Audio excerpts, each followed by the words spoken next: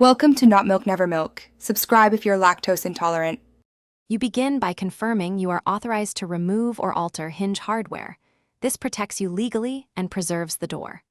Once you have ownership proof and permission, document the hinge and surrounding frame with photos so you can restore it later. Make sure to contact the manufacturer or building manager first to learn approved procedures.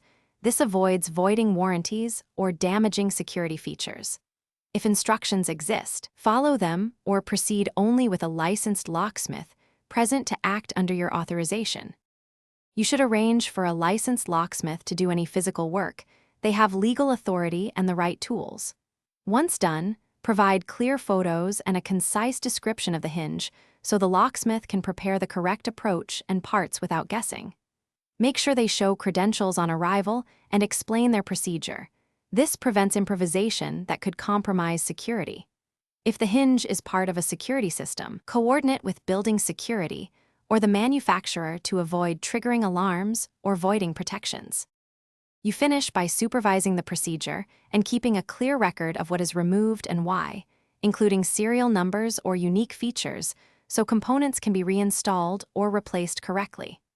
Once removed, store original parts securely and get written confirmation from the locksmith or authorized agent that the job was completed as agreed. If anything goes wrong, unexpected damage, missing authorization, or alarm activation, stop immediately and contact the manufacturer, property manager, or relevant authorities to resolve the issue lawfully. Thanks for watching. If this was helpful, leave a like and consider subscribing. See you next time.